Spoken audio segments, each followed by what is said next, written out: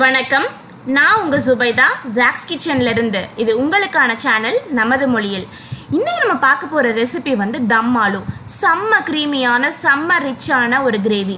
ஆனால் இது வந்து பார்த்தீங்கன்னா இதில் வந்து ரெஸ்டாரண்ட்டில் பண்ணும்போது எக்கச்சக்கமான கேஷ்யூ நட்ஸ் நிறைய எண்ணெய் சேர்ப்பாங்க. ஆனால் அந்த மாதிரி எதுவுமே சேர்க்காம ஒரு சீக்ரெட் இன்க்ரீடியண்ட் ஆட் பண்ணி இதை நான் செஞ்சுருக்கேன். இந்த மாதிரி எந்த ஒரு எம்மி ரெசிபிஸும் நீங்கள் மிஸ் பண்ணிடாமல் இருக்கிறதுக்கு என்னோட சேனலை மறக்காமல் சப்ஸ்கிரைப் பண்ணிக்கோங்க. அது பக்கத்தில் வர சின்ன பெல் பட்டனையும் மறக்காமல் கிளிக் பண்ணி வச்சுக்கோங்க. நான் டிக் மார்க் போட்டு காமிச்சிருக்கேன் பார்த்தீங்களா, இந்த மாதிரி உங்களுக்கு பெல் பட்டன் இருக்கணும். ஸோ நான் அப்லோட் பண்ணனையும் வீடியோஸ் அப்லோட் பண்ணனையும் உடனடியாக உங்களுக்கு வந்து சேரும். இப்போ நான் 200 கிராம் குட்டி பேபி பொட்டேட்டோஸ்ன்னு சொல்லுவாங்க, குட்டி குட்டி உருளைக்கிழங்கு வாங்கியிருக்கேன். அதை வந்து 3 விசிலுக்கு விட்டு எடுத்துக்கலாம். அதை ஆறுனதுக்கப்புறம் இந்த மாதிரி தோலை வந்து ரிமூவ் பண்ணிவிட்டு எடுத்து வச்சுக்கோங்க. இப்போ அதை மேரினேட் பண்ணிக்கலாம். அதில் வந்து ஃபஸ்ட்டு கொஞ்சமாக மஞ்சள் தூள், அப்புறம் மிளகாய் தூள் கொஞ்சம் சேர்த்துக்கிட்டா போதும், ரொம்ப சேர்க்க தேவையில்லை. அந்த உருளைக்கிழங்குல வந்து உப்பு பிடிக்கிறதுக்காக தான் இது எல்லாமே, மசாலா பிடிக்கிறதுக்காக. அப்புறம் சுவைக்கு ஏற்ப உப்பு, இது எல்லாத்தையும் சேர்த்துட்டு நல்லா இதை வந்து கலந்து எடுத்துக்கலாம். இப்போ நம்ம வந்து வீட்டில் டேஸ்டியாகவும் சாப்பிட்ணும், அதே டயத்தில் ஹெல்த்தியாகவும் சாப்பிட்ணும். ஸோ அதுக்காக நான் இன்றைக்கி இதை வந்து டீப் ஃப்ரை பண்ண போகிறது கிடையாது, ஷாலோ ஃப்ரை பண்ண போகிறேன். ஷாலோ ஃப்ரைன்னு பார்த்தீங்கன்னா கம்மியான ஆயிலில் ஃப்ரை பண்ணி எடுக்க போகிறேன். ஒரு 4 ஸ்பூன் அளவுக்கு எண்ணெய் ஊற்றிட்டு இப்போ நம்ம மேரினேட் பண்ணி வச்சுருக்க குட்டி குட்டி உருளைக்கிழங்கு எல்லாத்தையும் இதில் சேர்த்துடலாம். சேர்த்துட்டு இதை வந்து நல்லா ஃப்ரை பண்ணி எடுத்துக்கலாம். இது ஏற்கனவே நம்ம விசில் விட்டு வேக வச்சுருக்கனால இது ரொம்ப குக் பண்ணணும் அப்படின்னு தேவை கிடையாது. மேலே வந்து கரெக்டாக முறுமுறுன்னு கொஞ்சோன்னு வந்ததுக்கப்புறம் அதை நீங்கள் எடுத்துடலாம். இப்போ மேலே வந்து முறுமுறுன்னு வந்துடுச்சு. ஸோ இப்போ வந்து நான் அதை வந்து எடுத்துக்கிறேன். இதுக்கு வந்து கிட்டத்தட்ட ஒரு 5 நிமிஷம் ஆகும். மீடியம் ஃப்ளேமில் வச்சே பண்ணிக்கோங்க. அடுத்து நம்மளுக்கு தேவையான பொருட்கள் என்னென்னு பார்த்தீங்கன்னா பெப்பர் பொடி, அப்புறம் கசூரி மேத்தி, பட்டை, கிராம்பு, ஏலக்காய், கொஞ்சம் ரொம்ப அதிகமாக தேவையில்லை, கொஞ்சம் சேர்த்துக்கிட்டா போதும். சும்மா 2 கிராம்பு அந்த மாதிரி, 1 ஸ்பூன் அளவுக்கு சீரகம்.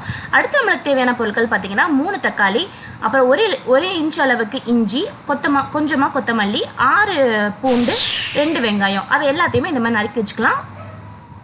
அதே மாதிரி தக்காளியை வந்து மிக்சியில் அடித்து இந்த மாதிரி பேஸ்ட் எடுத்து வச்சுக்கோங்க.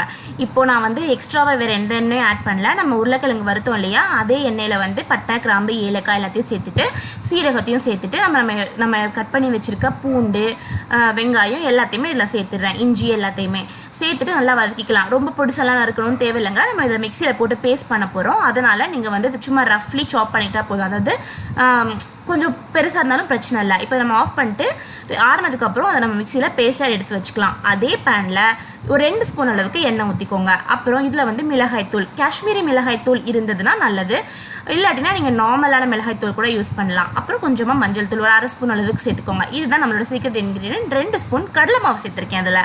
இப்போ இந்த கடலை மாவு சேர்த்துட்டு நல்லா ஸ்லோவில் அடுப்பை வச்சுக்கோங்க, தீஞ்சிடக்கூடாது. ஸ்லோவில் வச்சுட்டு நல்லா அதை வந்து ஒரு 30 செகண்டுக்கு வறுத்துக்கோங்க. அப்புறம் நம்ம பேஸ்ட்டை அரைச்சி வச்சுருக்க வெங்காயம், இஞ்சி பூண்டெல்லாம் இருக்கு இல்லையா, அதையும் இல்லை சேர்த்துட்டு நல்லா இந்த அளவுக்கு நீங்கள் வந்து இதை வந்து நல்லா கிண்டி எடுத்துக்கிறணும்.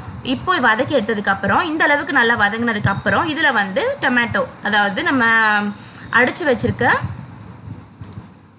தக்காளியும் இதில் நம்ம சேர்த்துக்கலாம்.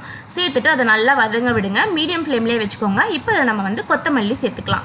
கொத்தமல்லி சேர்த்துட்டு அதையும் நல்லா வந்து வதக்கி எடுத்துக்கோங்க. இதில் வதக்குற ப்ராசஸ் வந்து ரொம்பவே முக்கியம். இப்போ பாருங்கள், சைடில் நல்லா எண்ணெய்லாம் விட ஆரம்பிச்சிருச்சு. இப்போ இதில் வந்து உப்பு, மிளகுத்தூள் இதையும் சேர்த்துட்டு நல்லா வதக்குங்க. ஏன்னா தம் ஆலு அப்படின்னாலே வந்து ஸ்லோ ப்ராசஸில் குக் பண்ணுறது தான். என்ன தண்ணி ஊற்றுனேன்னு பார்க்காதீங்க, அடித்து வச்சிருந்த மிக்சி ஜார்லேருந்து கழுவி அந்த தண்ணியை ஊற்றிருக்கேன், அவ்வளோதான். இப்போ வந்து இது நல்லா வெந்துட்டு இருக்கும்போது இந்த அளவுக்கு கிரேவி வந்ததுக்கப்புறம் இப்போ இதில் நம்ம வந்து எடுத்து வச்சுருக்க ஃப்ரை பண்ணி எடுத்து வச்சுருக்க உருளைக்கிழங்கை இதில் சேர்த்துக்கிட்டதுக்கு அப்புறமேட்டு இப்போது நம்ம இதை வந்து 10 மினிட்ஸ்க்கு அப்புறம் ஸ்லோவில் வேக விட்டதுக்கப்புறம் இதை ஓப்பன் பண்ணி பார்த்தோன்னா இந்த அளவுக்கு நல்ல செம்மையாக மேலே எண்ணெய் விட்டு க்ரீமியான கிரேவி ரெடியாக இருக்கும். நான் ஃபஸ்ட்லேயே காமிச்சிருந்தேன் எவ்வளோ சூப்பராக வந்திருக்குன்னு சொல்லிட்டு. இதுக்கு மேலே கொஞ்சமாக கஸ்தூரி மேத்தி அப்படி கையில் கசக்கி அப்படி தூக்கி போட்டு அப்படி சாப்பிட்டு பாருங்கள், சப்பாத்தி பரோட்டாவோட செம்மையாக இருக்கும். இந்த சேனல் பிடிச்சிருந்ததுன்னா மறக்காமல் லைக்